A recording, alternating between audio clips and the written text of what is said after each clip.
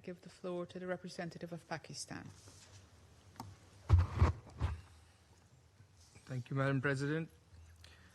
We thank Under Secretary General Rosemary DiCarlo and Ambassador Stavros Lambrinidis for their briefings. I would also like to thank Ambassador Samuel Suboga for presenting the report in his capacity as the facilitator of the 2231 format. Madam President, the core common element of these three briefings that we just heard in this meeting was the primacy of a peaceful diplomatic solution. We are meeting at a crucial point in the implementation of Resolution 2231 and Security Council's consideration of Iran's nuclear issue. Obviously, the developments of the past 2 weeks have impacted the context of the whole issue and have a bearing on our discussions today. However, what has not changed are the fundamental principles and multilateral spirit behind the Joint Comprehensive Plan of Action and the Resolution 2231 adopted 10 years ago. The JCPOA was a unique instrument, manifestation of an approach based on dialogue, diplomacy, and pragmatism. It was the outcome of painstaking and arduous, yet constructive negotiations. It charted a roadmap to comprehensively address the concerns of the parties concerned by clearly defining their relevant obligations and responsibilities. While proceeding very well, the agreement was regrettably disrupted, leaving many complications in its wake that impacted the full and faithful implementation of the JCPOA by various parties.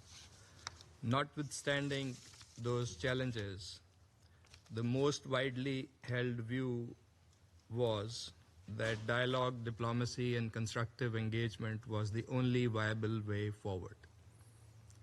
That view was still there and was indeed back in play with the negotiations between Iran and the United States facilitated by Oman, till it was violently disrupted by the unlawful and illegal military attacks on the IAEA safeguarded Iranian nuclear facilities.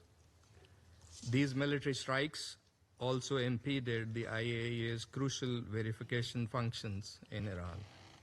Pakistan has expressed its clear position on these developments in this chamber and elsewhere over the past 2 weeks.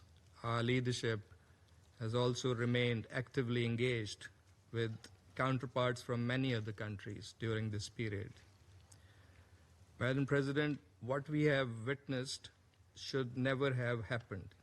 Even now, it is our firm belief that these actions should not be allowed to further complicate the peaceful resolution of long-standing issues, as well as the full and effective implementation of Resolution 2231. We reaffirm our support for the resolution of the Iranian nuclear issue through peaceful means, diplomatic engagement, and sustained dialogue. Pakistan advocates the preservation and renewal of the JCPOA or its substitution by an equally sound agreement that is acceptable to all sides before it expires in October this year. The IAEA is the institution responsible for verifying compliance with the respective nuclear safeguards obligations of member states. It is mandated to do so in an objective, impartial, and credible manner, purely on technical grounds. The IAEA must be enabled to fulfill this statutory function. We believe that verification activities by the IAEA should continue unimpeded.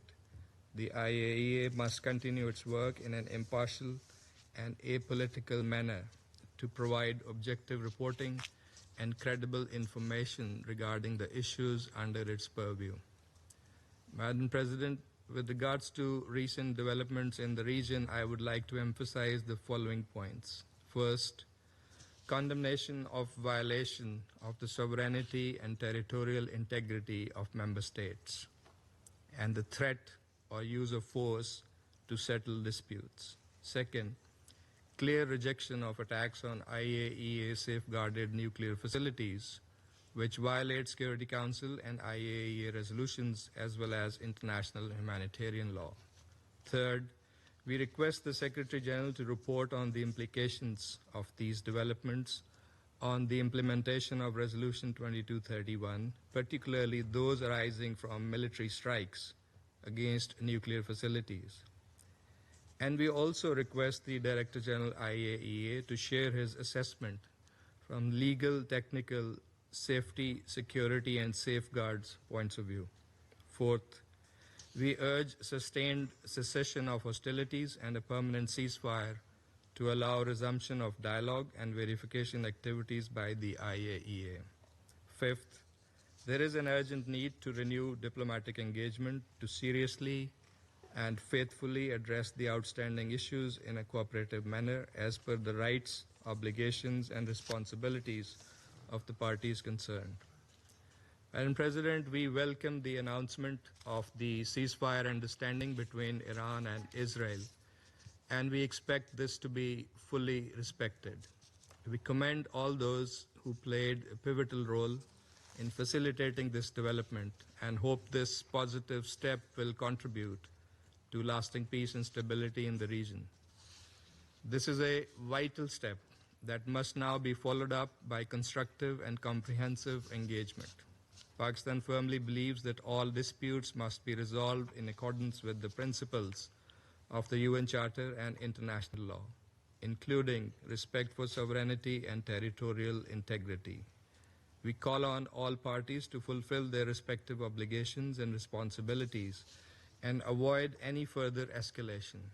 Most importantly, the trust and confidence in the diplomatic engagement that was damaged by the unprovoked aggression must be meticulously restored. The Council should allow sufficient time to continuing efforts between the IAEA and Iran, as well as other parties, to resolve outstanding issues. Recent developments have yet again manifested the grave dangers that present themselves when there are violations of the UN Charter and international law. The cost of seeking to resolve issues through military means is more than evident. The region, and indeed the whole world, cannot be held hostage to such adventures, dangerous precedents, and spiraling escalations. Diplomatic engagement and the resumption of dialogue are the best means to resolve all outstanding issues. Diplomacy has delivered previously, and with the necessary political will, it can certainly deliver again.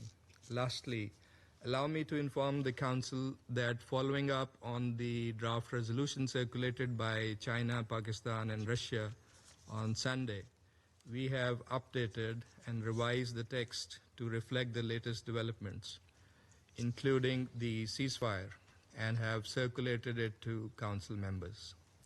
Securing the ceasefire was one of the primary objectives of the draft resolution, in addition to calling for a negotiated settlement of the Iranian nuclear issue and promoting respect for international law under all circumstances.